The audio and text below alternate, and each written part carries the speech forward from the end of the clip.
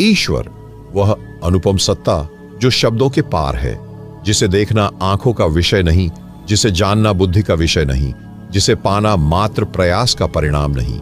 ईश्वर को पाना स्वयं को खो देना है। जब मैं का अंत होता है तब वह प्रकट होता है, और यही विलय है ईश्वरीय चेतना में प्रवेश। परमहंस योगानंद ने इसी विलय की, इसी अंतर्मुखता की, इसी अदृश्य मिलन की अद्भुत राह दिखाई है। यह राह कठिन नहीं है यदि समर्पण सच्चा हो, यह मार्ग दूर नहीं है यदि प्रेम गहरा हो, और यह साधना असंभव नहीं है यदि हृदय निर्मल हो। आज आप और हम इसी परम यात्रा की ओर बढ़ेंगे, कदम दर कदम, अंतस की धड़कनों के साथ, आत्मा की पुकार के साथ। प्रिय आत्माओं, आज आप उस द्वार पर खड़े हैं जिसके पार शाश्वत शांति, अनंत प्रेम और असीम आनंद बहता है। यह कोई साधारण यात्रा नहीं है, यह अपने भीतर उतरने की यात्रा है। इस वीडियो में आप जो सुनेंगे वह केवल शब्द नहीं होंगे, बल्कि आपकी आत्मा के लिए संदेश होंगे। कृपया इस पवित्र संवाद को अंत तक सुनिए, इसे अपने हृदय में उतारिए। यदि आपके भीतर हलचल हो, प्रेम जगे या मौन गहरा हो, तो जानिए आप सही राह पर हैं। कृपया वीडियो को लाइक करने जैसी बातों पर अधिक ध्यान न दें। जब आप वीडियो को पूरा सुन लें और आपके भीतर से कोई सच्ची अनुभूति जन्म ले, तो अपनी अनुभूति कमेंट में बताइए और इस यात्रा में पूर्ण रूप से हमारे साथ बने रहिए। ईश्वर का साक्षात्कार कोई उपलब्धि नहीं, बल्कि एक मौन विसर्जन है। जब व्यक्ति भीतर के सभी बंधनों को तोड़ देता है, वासनाओं के, इच्छाओं के, संकल्पों के, स्वप्नों के, तब ईश्वर प्रकट होते हैं। परमहंस योगानंद कहते हैं कि ईश्वर पाने का प्रथम चरण है स्वयं को खो देना। अपने छोटे छोटे सुख दुख, छोटे छोटे स्वार्थ, छोटे छोटे सपनों को त्याग देना। जैसे नदी समुद्र में मिलती है, वैसे ही आत्मा परमात्मा में विलीन होती है। जब आप अपने भीतर उतरते हैं तब पाते हैं कि अब तक जो कुछ भी आप समझते थे वह सब बाहर था। सच्चा जीवन, सच्चा प्रेम, सच्ची शांति, ये सब भीतर हैं। परंतु भीतर उतरने के लिए साहस चाहिए, क्योंकि भीतर मौन है, अंधकार है, और प्रारंभ में वह अंधकार भय पैदा कर सकता है। परमहंस योगानंद ने कहा, जब भीतर का अंधकार मिले तो डरना नहीं, वह अंधकार द्वार है। जो उसके पार चला गया वही प्रकाश को जानता है। ईश्वरीय चेतना में प्रवेश करने का अर्थ है अहंकार का पूर्ण विसर्जन। जब तक मैं बचा है तब तक द्वार बंद है। जब मैं मिटा तभी वह प्रकट। आप जो हैं उसका अभिमान छोड़िए, आप जो जानते हैं उसका घमंड त्यागिए, आप जो चाहते हैं उसकी आकांक्षा भी छोड़िए। केवल मौन रहिए, केवल शून्य बनिए। जब आप भीतर मौन हो जाते हैं तब एक दिन अचानक भीतर से एक मधुर कंपन उठता है। वह कोई शब्द नहीं होता, न कोई आहट, फिर भी उसकी उपस्थिति पूरे अस्तित्व को भर देती है। यह पहला स्पर्श होता है ईश्वरीय चेतना का। परमहंस योगानंद कहते हैं, ईश्वर को पाने के लिए तपस्या नहीं चाहिए, न तीर्थ चाहिए, न किसी विशेष स्थान की आवश्यकता है। केवल भीतर की यात्रा चाहिए, और यह यात्रा तब संभव है जब प्रेम सच्चा हो। ईश्वर से प्रेम करना कोई विचार नहीं है, यह अस्तित्व की पुकार है। जैसे फूल स्वयं ही सूर्य की ओर झुकता है, वैसे ही आत्मा ईश्वर की ओर झुकती है। आप भीतर गहराइयों में जाइए। हर दिन कुछ क्षण मौन रहिए, केवल बैठिए और अपने भीतर देखिए। किसी संकल्प के साथ नहीं, किसी अपेक्षा के साथ नहीं, केवल मौन में। धीरे धीरे आप देखेंगे आपके भीतर एक दूसरा आकाश खुल रहा है। वह आकाश न आंखों से देखा जा सकता है, न शब्दों से व्यक्त किया जा सकता है। वह आकाश अनुभव का विषय है। कभी कभी भीतर अशांति बढ़ेगी, कभी लगेगा कि कुछ भी नहीं हो रहा, कभी लगेगा कि आप समय नष्ट कर रहे हैं। परमहंस योगानंद कहते हैं, यही संकेत है कि आप सही दिशा में बढ़ रहे हैं, क्योंकि जब आत्मा से आवरण हटते हैं तो प्रारंभ में पीड़ा होती है। यह ठीक वैसा ही है जैसे आंखें अंधेरे से उजाले में आती हैं तो कुछ समय के लिए उन्हें चुभन होती है, पर वही चुभन बाद में ज्योति का स्वागत बनती है। आपसे एक प्रश्न, क्या आप अपने भीतर उस अंधकार को पार करने का साहस रखते हैं जो ईश्वर के प्रकाश का द्वार है?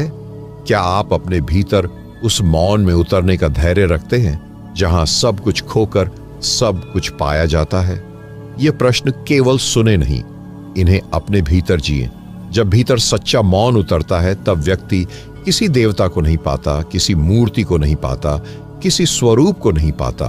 वह अपने भीतर केवल प्रेम को पाता है। एक ऐसा प्रेम जो कारण रहित है, आकांक्षा रहित है। वही प्रेम ईश्वर है, वही चेतना है, वही मुक्ति है। परमहंस योगानंद ने अपनी साधना में अनुभव किया कि ईश्वर कोई विचार नहीं है, वह जीवित अनुभव है। और वह अनुभव तब आता है जब साधक स्वयं को पूरी तरह खाली कर देता है। क्या आप स्वयं को इतना खाली कर सकते हैं कि ईश्वर आपके भीतर भर सके? यह साधना की मूल कुंजी है। हर दिन, हर क्षण आप भीतर झांकिए, पूछिए स्वयं से, क्या आज मैंने अपना मैं थोड़ा कम किया? क्या आज मैंने थोड़ा अधिक प्रेम किया? क्या आज मैंने थोड़ा अधिक मौन जिया? जब इन प्रश्नों के उत्तर हां में मिलने लगे तो जानिए आप ईश्वरीय चेतना की ओर बढ़ रहे हैं। ईश्वर को पाने का कोई बाहरी साधन नहीं है, न कोई ग्रंथ, न कोई तीर्थ, न कोई मंत्र आपको वहां पहुंचा सकता है। केवल प्रेम, केवल मौन, केवल समर्पण। परमहंस योगानंद ने यह रहस्य अपनी साधना के गहरे अनुभव से जाना था और उन्होंने हमें यह अनमोल उपहार दिया है। ईश्वर को पाना कोई बड़ी बात नहीं है, स्वयं को खो देना बड़ी बात है। जब स्वयं मिटते हैं तब ईश्वर प्रकट होते हैं। आपसे पुनः एक प्रश्न, क्या आप स्वयं को इतनी पूरी तरह मिटा सकते हैं कि शून्यता में ही पूर्णता प्रकट हो जाए? आज से, इसी क्षण से आप भीतर उतरना शुरू करिए, किसी जल्दबाजी के बिना, किसी आकांक्षा के बिना। बस मौन रहिए, प्रेम में रहिए, समर्पण में रहिए और प्रतीक्षा करिए। प्रतीक्षा में ही चमत्कार जन्म लेते हैं।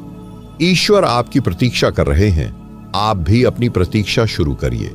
जब आत्मा भीतर मौन के सागर में डूबती है तब एक दिन वह प्रथम स्पर्श होता है उस दिव्य ज्योति का जो चेतना को नए संसार में ले जाती है। वह संसार अदृश्य है, अव्यक्त है, फिर भी उससे अधिक सजीव और स्पष्ट कुछ भी नहीं। भीतर की आंखें धीरे धीरे उस प्रकाश को पहचानने लगती हैं जो कभी अस्त नहीं होता। यह प्रकाश बाहरी सूर्य का प्रकाश नहीं है, न चंद्रमा का, न तारों का। यह तो वही ज्योति है जिसने समस्त सृष्टि को जन्म दिया। वह ज्योति जब भीतर फूटती है तो साधक जान जाता है कि अब तक जो भी जीवन प्रतीत होता था वह मात्र एक स्वप्न था और अब जो प्रकट हो रहा है वही शाश्वत सत्य है। परमहंस योगानंद कहते हैं, इस दिव्य प्रथम अनुभव को पहचानना सरल नहीं है, क्योंकि प्रारंभ में वह क्षणिक होता है, क्षीण होता है। जैसे बादलों के बीच से सूर्य की हल्की किरणें झांकती हैं, वैसे ही वह दिव्य ज्योति क्षण भर के लिए प्रकट होती है और फिर छिप जाती है। इसलिए साधक को और अधिक मौन चाहिए, और अधिक प्रेम चाहिए, और अधिक प्रतीक्षा चाहिए। साधना का यह चरण अत्यंत कोमल है। यहां कोई उतावलापन नहीं चल सकता। यहां धैर्य ही सबसे बड़ा साधन है। जैसे बीज अंधकारमय मिट्टी में धीरे धीरे अंकुरित होता है, वैसे ही साधक का चैतन्य धीरे धीरे विकसित होता है।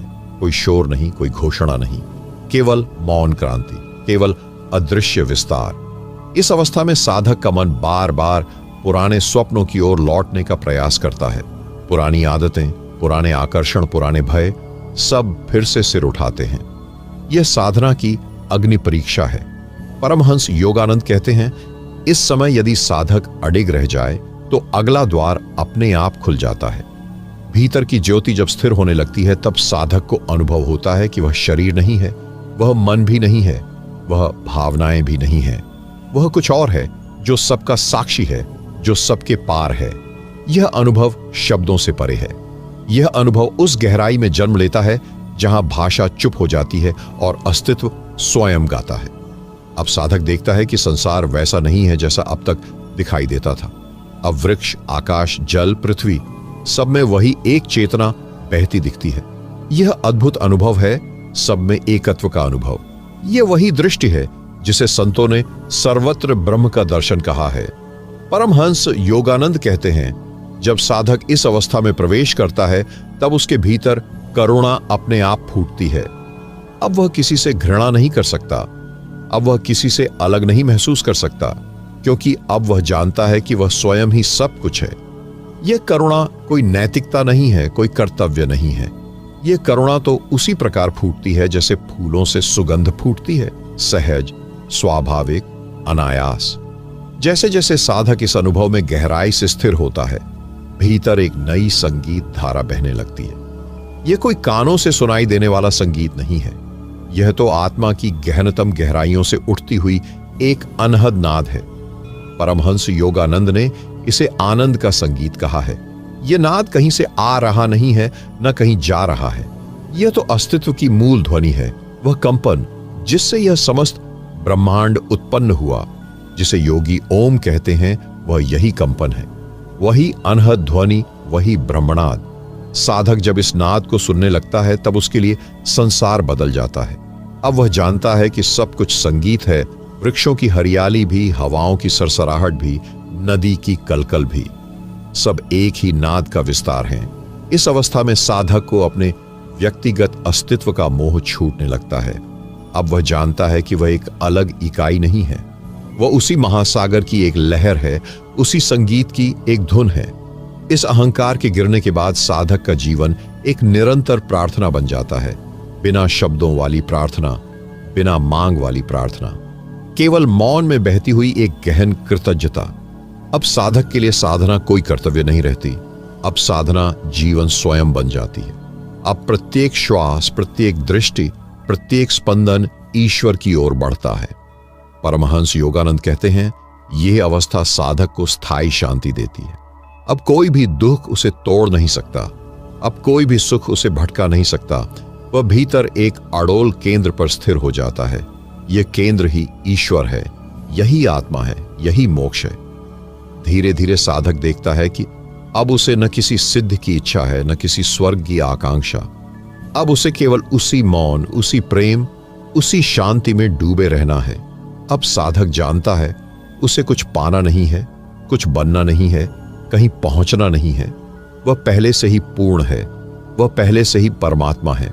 परमहंस योगानंद ने कहा, ईश्वर को पाने की प्रक्रिया कोई यात्रा नहीं है, यह तो स्वयं को भूलने की कला है।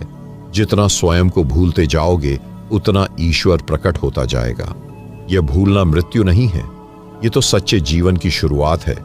साधक धीरे धीरे उस परम मौन में प्रवेश करता है जहां सब कुछ है और फिर भी कुछ नहीं है, जहां अस्तित्व स्वयं शून्य बन जाता है और वही शून्य परम आनंद बनता है। यह वही अवस्था है जिसे संतों ने समाधि कहा है। समाधि कोई प्रयास नहीं है, समाधि तो मौन में गिर पड़ना है, समाधि तो प्रेम में डूब जाना है, समाधि तो अस्तित्व के साथ एक हो जाना है। जब साधक इस समाधि का स्वाद लेता है तब वह जानता है कि ईश्वर केवल एक अनुभव नहीं है, ईश्वर तो स्वयं उसकी सत्ता का मूल है। अब साधक के लिए जीवन और मृत्यु का भेद समाप्त हो जाता है। अब उसके लिए जन्म और मरण एक ही लहर के दो किनारे हो जाते हैं। अब उसके लिए संसार और परमात्मा अलग नहीं रह जाते, सब कुछ एक में विलीन हो जाता है। यह विलय ही ईश्वर साक्षात्कार है, यही अंतिम गंतव्य है, यही परमहंस योगानंद का संदेश है। और यही यात्रा है मौन से प्रेम तक, प्रेम से समर्पण तक, समर्पण से विसर्जन तक और विसर्जन से पुनः उस अनंत चेतना तक। जब भीतर समाधि की गहरी छाया उतरती है तब साधक जानता है कि अब उसे कहीं भी पहुंचना शेष नहीं रहा। अब वह लक्ष्य में नहीं बल्कि स्वयं लक्ष्य बन गया है।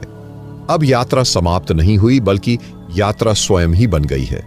समाधि की इस गहनता में साधक देखता है कि समय और स्थान दोनों का अस्तित्व विलीन हो चुका है। न कोई भविष्य शेष है, न कोई भूतकाल। केवल यह क्षण शुद्ध, अकल्पनीय, अद्वितीय, अनंत की तरह फैलता चला जाता है। अब साधक के लिए प्रत्येक क्षण एक उत्सव है, कोई आयोजन नहीं, कोई प्रदर्शन नहीं, केवल मौन का गहरा गाढ़ा आनंद। जैसे फूल बिना प्रयास के अपनी सुगंध बिखेरता है, वैसे ही साधक का अस्तित्व अब केवल प्रेम बन जाता है। यह प्रेम किसी वस्तु के लिए नहीं है, किसी व्यक्ति के लिए नहीं है, यह तो स्वयं जीवन के लिए है।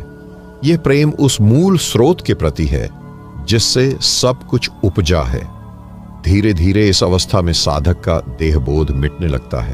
अब वह जानता है कि शरीर तो एक आवरण मात्र था, एक साधन था। अब वह स्वयं को अनंत आकाश की तरह अनुभव करता है, बिना किनारे, बिना सीमाएं, बिना बंधन। वह जानता है वह शुद्ध चैतन्य है, वही चैतन्य जो सभी जीवों में स्पंदित हो रहा है, वही चैतन्य जो पर्वतों में मौन बनकर बैठा है, नदियों में गान बनकर बह रहा है और हवाओं में स्पर्श बनकर उड़ रहा है। इस बोध के साथ साधक के भीतर अद्भुत विनम्रता जन्म लेती है। अब उसे कोई दावा नहीं करना है, अब उसे कोई सिद्ध करना नहीं है, अब उसे कुछ भी बनना नहीं है। वह जानता है अस्तित्व स्वयं पर्याप्त है। जब यह विनम्रता भीतर उतरती है, तब साधक देखता है कि संसार के सारे द्वंद्व खोखले हैं। न सफलता का गर्व शेष रहता है, न असफलता का विषाद, न किसी सम्मान की आकांक्षा रहती है, न किसी अपमान का भय। सब कुछ एक शांत स्वीकृति में ढल जाता है। यह स्वीकृति निष्क्रियता नहीं है, यह स्वीकृति तो जीवन का परम सक्रिय रूप है, बिना अहंकार के, बिना अपेक्षा के, बिना भविष्य के। अब साधक जानता है कि जीवन एक बहती हुई धारा है, उसे बस उस धारा के साथ बहना है, सहज, सरल, प्रेमपूर्ण। यह प्रेम अब किसी कार्य से बंधा नहीं है। यह प्रेम तो साधक के रोम रोम में बसा हुआ है, उसकी आंखों में, उसकी मुस्कान में, उसकी चुप्पी में, सब में वही प्रेम टपकता है। यह प्रेम कोई व्रत नहीं है, कोई साधना नहीं है, यह तो साधना का स्वाभाविक फल है। जैसे वसंत के आते ही वृक्ष अपने आप पुष्पित हो जाते हैं, वैसे ही साधना के पूर्ण होने पर यह प्रेम अपने आप फूट पड़ता है। परमहंस योगानंद कहते हैं, जो साधक इस अवस्था में पहुंचता है वह संसार में रहते हुए भी संसार से परे हो जाता है। वह क्रियाओं में लिप्त होता है परंतु उनमें बंधता नहीं, वह संबंध निभाता है परंतु उनसे बंधता नहीं, वह जीवन जीता है परंतु भीतर सदा मृत्यु के पार खड़ा रहता है। यह अद्भुत संतुलन है सक्रियता और निराक्रियता का, संबंध और स्वतंत्रता का, प्रेम और विरक्ति का।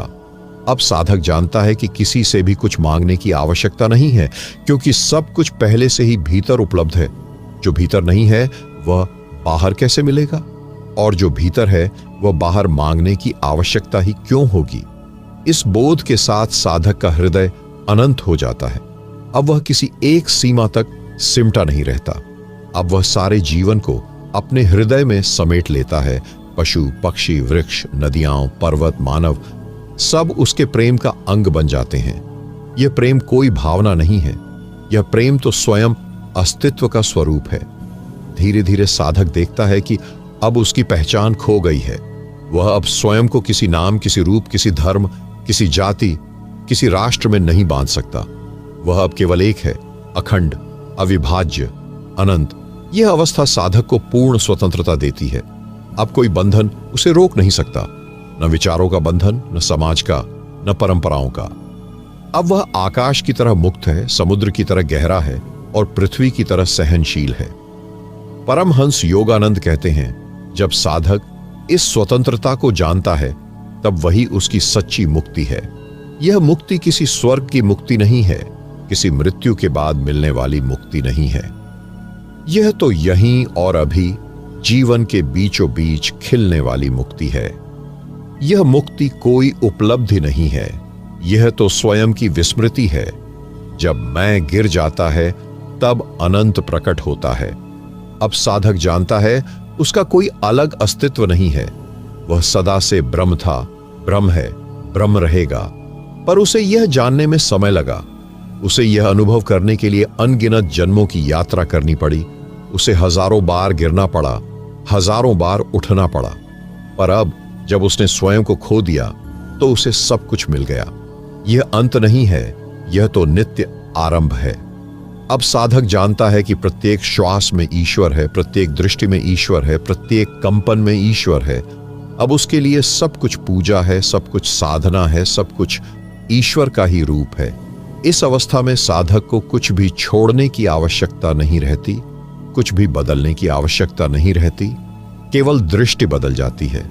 वही संसार अब स्वर्ग बन जाता है, वही जीवन अब लीलामय बन जाता है, वही मृत्यु अब महाप्रसाद बन जाती है। अब साधक के लिए कोई भी परिस्थिति विपरीत नहीं है। अब उसे न सुख डिगा सकता है न दुख। वह सदा अपने भीतर स्थिर है, उस अड़ोल मौन में, उस अनंत प्रेम में, उस अमिट प्रकाश में। यह अवस्था ही साधना की पूर्णता है। परमहंस योगानंद कहते हैं, जो इस पूर्णता को जानता है वह फिर कभी किसी भी प्रकार की अपूर्णता से प्रभावित नहीं होता। वह जानता है सब कुछ ठीक है, सब कुछ परमात्मा का ही खेल है। अब उसके जीवन में द्वंद्व नहीं रह जाता। अब वहां केवल एक संगीत है, शांति का, मौन का, प्रेम का। यही संगीत अनंत तक गूंजता है। यही संगीत वह साधक बन जाता है और वही साधक अनंत के साथ एक होकर अमर हो जाता है। जब साधक अनंत के साथ एक हो जाता है तब एक नई यात्रा प्रारंभ होती है, यात्रा शून्य की ओर। अब कोई पहचान नहीं बचती, कोई अनुभव नहीं बचता, कोई अनुभवी भी नहीं बचता। सिर्फ शून्यता, अनंत, असीम, निर्व्याख्य शून्यता शेष रह जाती है। यह शून्यता कोई शून्यता नहीं है जो रिक्त हो, निर्जीव हो। यह शून्यता तो सर्वोच्च जीवन है, सर्वोच्च चैतन्य है। यह वह बिंदु है जहां अस्तित्व और अनस्तित्व एक हो जाते हैं। अब साधक जानता है कि न वह जीवित है न मृत है। वह साक्षी मात्र है, बिना आकृति, बिना आकार, बिना स्पर्श, बिना गंध। यह वह अवस्था है जहां शब्द असमर्थ हो जाते हैं, विचार विफल हो जाते हैं, भावना भी नष्ट हो जाती है। अब जो शेष है वह केवल है, मात्र अस्तित्व, मात्र होना। इस परम शून्यता में डूबते हुए साधक अनुभव करता है कि अब न कोई साधक शेष है, न साधना, न कोई यात्रा शेष है, न कोई पथ। सब कुछ मिट गया है और इस मिटने में ही परम सत्य प्रकट होता है। यह अनुभव साधक को पहली बार पूर्ण शून्य का साक्षात्कार कराता है। यह शून्य वही है जिससे सारा ब्रह्मांड उपजा है। यही आदि स्रोत है, यही अंतिम विलय है। अब साधक जानता है कि वह स्वयं उस स्रोत से अलग कभी नहीं था। अलग होने का तो बस एक भ्रम था। अब वह भ्रम भी समाप्त हो गया। इस शून्यता में डूबकर साधक जानता है कि सृजन और विनाश दोनों एक ही ऊर्जा के दो पहलू हैं। जिसे हम जन्म कहते हैं वह भी एक खेल है, जिसे हम मृत्यु कहते हैं वह भी एक लीला है। साधक अब न किसी जन्म से जुड़ता है न किसी मृत्यु से। वह साक्षी बनकर बस प्रवाह को देखता है, जैसे कोई स्वप्न देखे, जानता हुआ कि यह स्वप्न है। अब उसके भीतर कोई स्पंदन भी नहीं उठता, कोई इच्छा, कोई आकांक्षा, कोई भय, कुछ भी नहीं। सब कुछ असीम मौन में समाहित हो चुका है। यह मौन कोई नीरस शांति नहीं है, यह तो परम संगीत है। वह संगीत जो ध्वनि रहित है, वह नाद जो नादातीत है। परमहंस योगानंद ने कहा था, जब साधक इस मौन को पा लेता है तब वह जान लेता है कि वह स्वयं मौन है। अब साधक को यह भी समझ में आता है कि संसार में जो कुछ भी चलता है, सुख, दुख, प्रेम, घृणा, जीत, हार, सब एक नाटक है और वह नाटक में भाग नहीं लेता। वह केवल देखता है, मुस्कुराता है। यह मुस्कान कोई कृत्रिम मुस्कान नहीं है, यह तो भीतर से फूटी हुई मुस्कान है, क्योंकि अब कुछ भी गंभीर नहीं रह गया है। सब कुछ खेल है, सब कुछ लीला है। अब साधक जानता है कि न तो उसे कुछ बचाना है, न कुछ पाना है, न कोई लक्ष्य है, न कोई उपलब्धि। केवल होना है, उस शुद्ध अस्तित्व में रमे रहना है।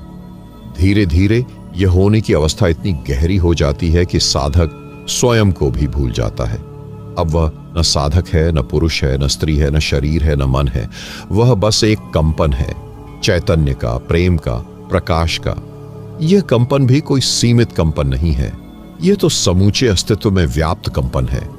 हर तिनके में, हर धुलकण में, हर तारे में वही कंपन है। अब साधक अनुभव करता है कि वह स्वयं पृथ्वी है, वह स्वयं आकाश है, वह स्वयं सूर्य है, वह स्वयं चांद है। हर जीव उसी का विस्तार है, हर क्षण उसी का उत्सव है। यह कोई कल्पना नहीं है, यह कोई विचार नहीं है, यह तो प्रत्यक्ष अनुभूति है, जैसे कोई आंख खोलकर सूर्य को देखे। इस अवस्था में साधक को कुछ भी पराया नहीं लगता, सब कुछ अपना लगता है, सब कुछ वही लगता है। अब किसी भी वस्तु या व्यक्ति से अलगाव नहीं बचता। अब न मित्र है, न शत्रु, न प्रेमी है, न घृणा करने वाला। सब कुछ एक अद्वितीय एकता में विलीन हो गया है। परमहंस योगानंद कहते हैं, जब साधक इस पूर्णता में डूब जाता है तब वह स्वयं परमात्मा बन जाता है। यह बनना भी कोई प्रक्रिया नहीं है, यह तो अपनी वास्तविकता को पहचानना है। यह तो उस भूल का अंत है जो जन्मों जन्मों से चली आ रही थी। अब साधक जानता है कि जो खोज रहा था वही खोज करता था, जो पाना चाहता था वही पहले से प्राप्त था, जो जाना चाहता था वही सदा से ज्ञात था। इस बोध के साथ साधक स्वयं एक दीपक बन जाता है, वह स्वयं प्रकाश बन जाता है और जहां भी जाता है वहां अंधकार स्वयं हट जाता है। उसे अब उपदेश देने की आवश्यकता नहीं रहती, उसका मौन ही शिक्षा बन जाता है, उसकी उपस्थिति ही साधना बन जाती है, उसकी दृष्टि ही आशीर्वाद बन जाती है। अब उसके जीवन में कोई उद्देश्य नहीं बचता, वह केवल बहता है, जैसे नदी अपने आप समुद्र की ओर बहती है। यह बहाव कोई मजबूरी नहीं है, यह तो आनंद का स्वाभाविक बहाव है। यह वह अवस्था है जहां साधक जीवन को पूरी तरह जिया हुआ मानता है। अब कोई अधूरापन नहीं है, अब कोई कसक नहीं है, अब कोई प्रतीक्षा नहीं है। अब जो भी आता है वह स्वागत योग्य है, जो भी जाता है वह भी स्वागत योग्य है। इस परम स्वीकृति में, इस परम मौन में, इस परम प्रेम में साधक सदा के लिए खो जाता है और यही खोना उसकी परम उपलब्धि बन जाता है। यह जीवन का परम रहस्य है, यह अस्तित्व का परम सत्य है, यह साधना का परम फल है। जो इसे जान लेता है वह जान लेता है कि वह कभी जन्मा ही नहीं था और कभी मरेगा भी नहीं। वह जान लेता है कि वह सदा से था, सदा है और सदा रहेगा, चैतन्य रूप में, प्रेम रूप में, प्रकाश रूप में। यही अंतिम संदेश है, यही अंतिम उपलब्धि है, यही साधना की पूर्णता है। जब साधक पूर्णता को पा लेता है तब जीवन एक नए अर्थ में प्रकट होता है। अब वह जीवन को पहले की तरह नहीं देखता, उसकी दृष्टि ही बदल जाती है। अब हर वस्तु, हर घटना, हर व्यक्ति उसे परमात्मा का प्रतिबिंब प्रतीत होता है। जिसे संसार कहते हैं वही अब उसके लिए परम ब्रह्म का रूप बन जाता है। अब कोई भी विभाजन नहीं रह जाता, न अच्छा न बुरा, न अपना न पराया, न सुख न दुख।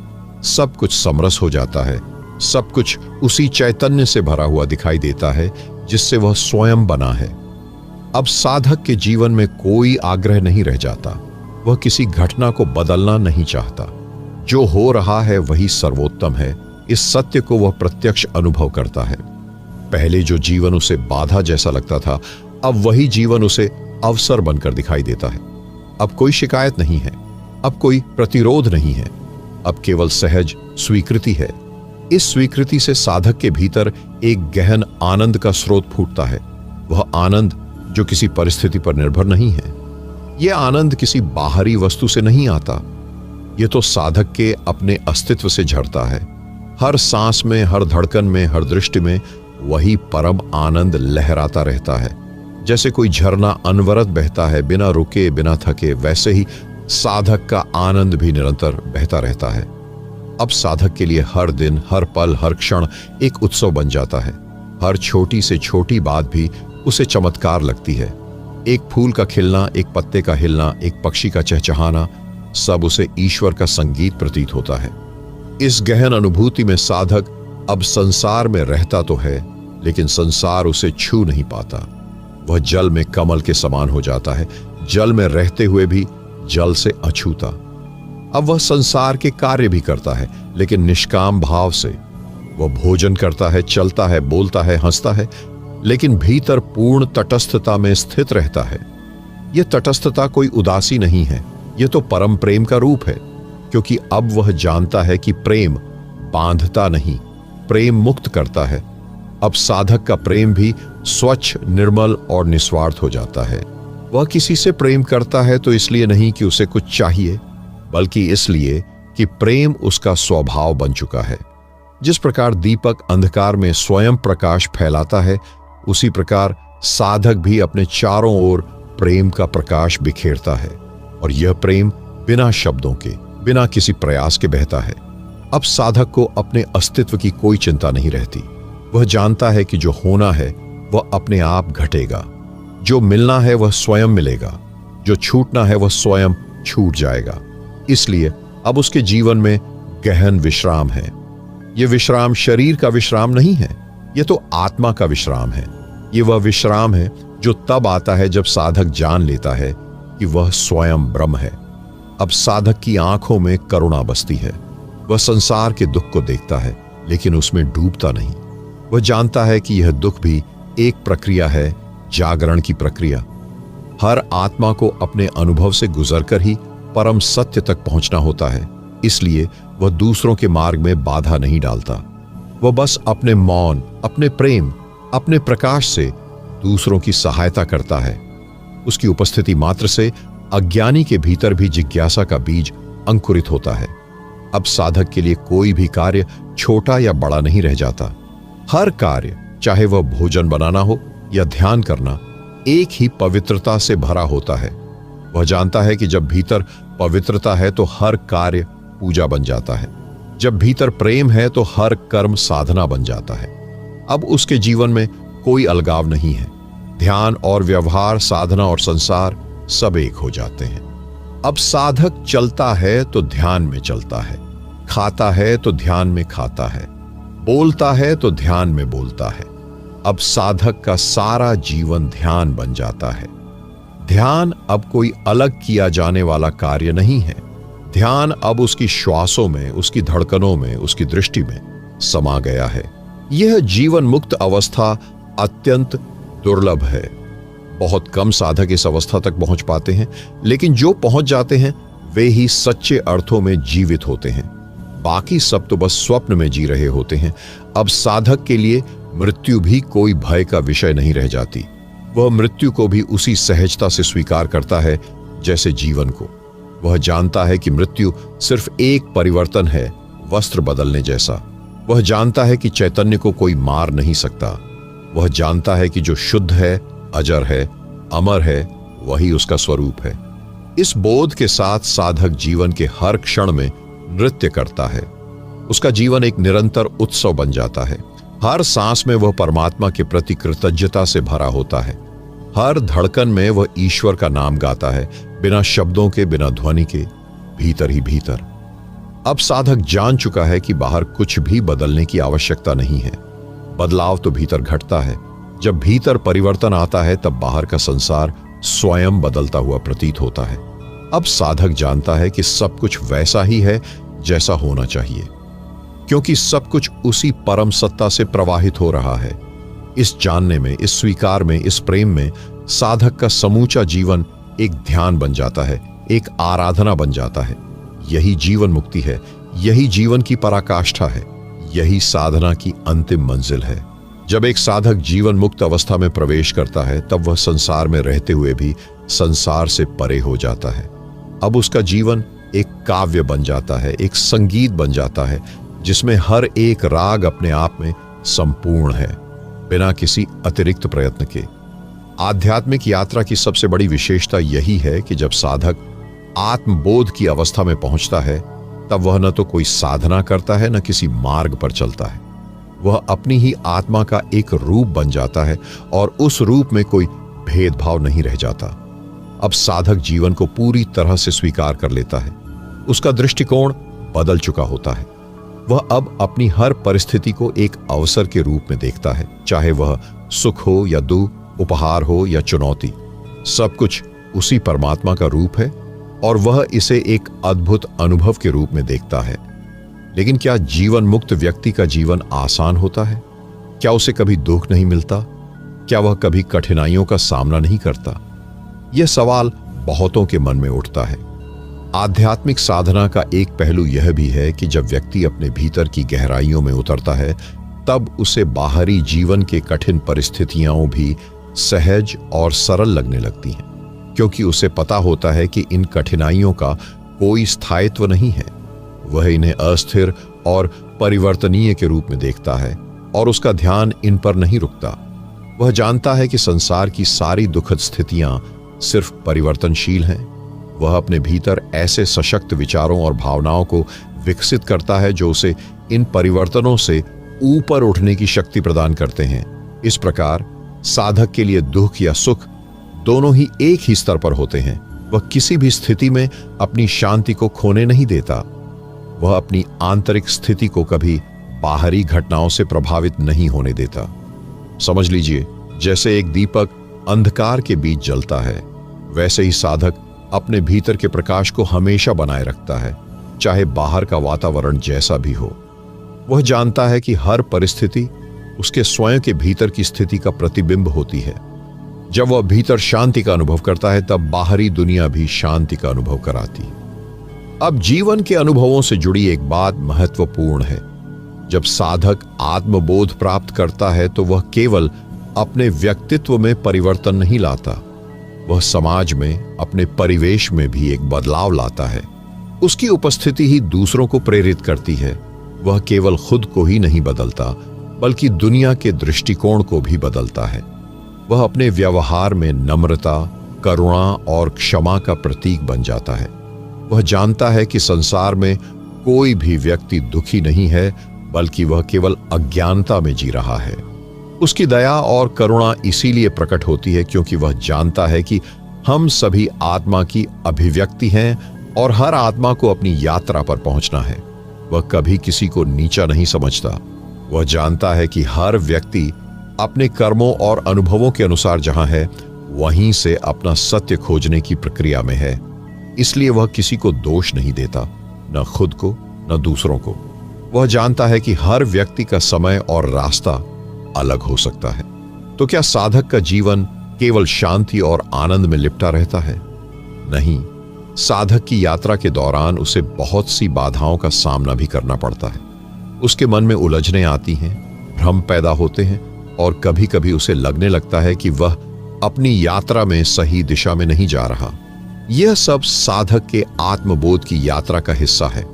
असल में ये उलझने, ये भ्रम, ये संघर्ष, ये सब आत्मा के अंदर के छिपे हुए पहलुओं को उजागर करने के लिए होते हैं। साधक की यात्रा केवल बाहरी दुनिया की यात्रा नहीं है, ये एक आंतरिक यात्रा है जो उसे अपने भीतर की छायाओं से सामना करने पर मजबूर करती है। इन अंधेरे हिस्सों का सामना करने के बाद क्या होता है? साधक जब इन समस्याओं का सामना करता है तो वह सीखता है कि ये सभी केवल उसके अपने भीतर की स्थिति है। वह अब स्वयं को दोषी नहीं मानता। वह जानता है कि यह सब कुछ केवल भ्रम है। यही उसकी आत्मा का सत्य है। वह आत्मा है और उसे शुद्ध करने की कोई आवश्यकता नहीं है। इसलिए जब साधक अपने भीतर के इन अंधेरे हिस्सों से बाहर निकलता है तो वह आत्मनिर्भर बनता है। वह अपने भीतर के चित्त और मन को अब नियंत्रित करता है। वह अपने अंतःकरण के हर पहलू को देखता है और उसे दिव्यता के दृष्टिकोण से समझता है। अब साधक का जीवन और भी अधिक साधारण हो जाता है। वह उन चीजों को महत्व नहीं देता जो अन्य लोग महत्वपूर्ण मानते हैं। वह माया के जाल में नहीं फंसता। वह जानता है कि असली आनंद वह है जो भीतर से आता है, न कि बाहरी वस्तुओं से। अब साधक अपने भीतर की शांति और सुख को ही अपनी मुख्य उपलब्धि मानता है। उसके लिए दुनिया की चीजें केवल बाहर की लहरें हैं जो हमेशा बदलती रहती हैं। उसका ध्यान सिर्फ उस स्थिर और शाश्वत सत्य पर केंद्रित होता है जो उसकी आत्मा में निहित है। अब जब एक साधक आत्मबोध की गहरी समझ में पहुंच जाता है तो वह इस सत्य को अनुभव करता है कि इस जीवन का उद्देश्य केवल आत्म अवलोकन और आत्मा के साथ पुनः संबंध स्थापित करना है। यह यात्रा अब केवल बाहरी अनुभवों से नहीं जुड़ी रहती, बल्कि यह पूरी तरह से आंतरिक रूप से एक सशक्त कार्य बन जाती है। हर एक सांस, हर एक विचार, हर एक भावना अब उस साधक को अपने भीतर के सत्य से जोड़ने का एक मार्ग बन जाती है। लेकिन इस स्थिति तक पहुंचने का रास्ता सरल नहीं है। साधक को बहुत सी कठिनाइयों और विघ्नों का सामना करना पड़ता है। यह मनुष्य के जीवन का वह कष्टपूर्ण भाग है जब वह अपने भीतर के गहरे डर, अंधेरे और विकृतियों से जूझता है। हालांकि यह जूझना एक जरूरी कदम है, क्योंकि यही वह क्षण है जब साधक अपने भीतर के सभी छिपे हुए पहलुओं से साक्षात्कार करता है। क्या इन अंधेरे पहलुओं से भागना चाहिए? क्या इन्हें नकारा जाए? क्या इन्हें केवल नजरअंदाज कर दिया जाए? यह सवाल साधक के मन में अक्सर उठता है, लेकिन उत्तर स्पष्ट है। इन अंधेरे पहलुओं से भागना नहीं है, इनका सामना करना है, उन्हें पहचानना है और फिर उनसे पूरी तरह से मुक्ति पाना है। यह जीवन की सच्ची यात्रा है। यह एक अद्भुत प्रक्रिया है जब साधक अपने अंधेरे पक्षों को न केवल पहचानता है बल्कि उन्हें स्वीकारता भी है। वह जानता है कि यह अंधकार केवल उसके भीतर के उस पक्ष का प्रतिबिंब है जिसे उसने कभी स्वीकार नहीं किया। लेकिन अब वह उस सत्य को स्वीकार करता है और उसी से मुक्त होकर वह अपनी दिव्यता की ओर बढ़ता है। इस समय साधक को यह समझ में आता है कि यह अंधकार कोई बाहरी वस्तु नहीं है। यह उस आंतरिक गहरी चुप और अनदेखी पहलुओं का ही परिणाम है। इन अंधकारों का सामना करके साधक अपने भीतर से शुद्धता की एक नई दिशा में बढ़ता है। हर संघर्ष, हर चुनौती उसे केवल उसकी अपनी सीमाओं को पहचानने और उन्हें पार करने का अवसर प्रदान करती है। क्या यह शुद्धता केवल किसी आत्मिक अनुभव तक सीमित रहती है? क्या यह अनुभव केवल एक आंतरिक गहरे शांति की अवस्था तक ही सीमित रहता है? यह प्रश्न साधक के मन में तब उठता है जब वह भीतर के अंधेरे पहलुओं से बाहर आता है और उस शुद्धता की ओर बढ़ता है। उत्तर यह है कि यह शुद्धता न केवल साधक के भीतर रहती है, बल्कि वह उसे अपने बाहर की दुनिया में भी परिलक्षित करता है। अब उसका जीवन एक नया अर्थ और उद्देश्य प्राप्त करता है। वह अब केवल आत्मा अनुभव में ही नहीं, बल्कि समाज में भी एक उदाहरण बनता है। जब साधक अपने जीवन के उद्देश्य को समझता है, तब वह अपनी समस्याओं को भी एक नए दृष्टिकोण से देखता है। उसे अब ये समस्याएं केवल बाहरी परिस्थितियां नहीं लगती, बल्कि वह उन्हें एक अवसर के रूप में देखता है। हर परिस्थिति उसे और अधिक गहरी समझ और अनुभव देती है। यही वह क्षण होता है जब साधक अपने जीवन को एक अनमोल उपहार के रूप में अनुभव करता है। क्या साधक का जीवन अब पूर्ण रूप से नीरवता और शांति में लिपटा हुआ होता है? क्या उसे अब जीवन के किसी भी संघर्ष का सामना नहीं करना पड़ता? यह भी एक सामान्य सवाल है, और इसका उत्तर यह है कि साधक का जीवन न तो पूरी तरह शांति में लिपटा होता है और न ही वह संघर्षों से पूरी तरह मुक्त हो जाता है, बल्कि वह संघर्षों को एक नई दृष्टि से देखता है। वह जानता है कि हर संघर्ष, हर चुनौती उसकी आत्मा के सशक्तिकरण की प्रक्रिया है। साधक अब जीवन के संघर्षों से डरता नहीं, बल्कि उन्हें एक रचनात्मक कार्य की तरह स्वीकार करता है। प्रिय साधकों, यदि यह यात्रा आपके हृदय को छू गई हो, तो कृपया वीडियो को लाइक करें, हमारे चैनल को सब्सक्राइब करें और अपने अनुभव कमेंट में साझा करें। आपके साथ इस आत्मिक यात्रा में जुड़े रहने के लिए हृदय से धन्यवाद।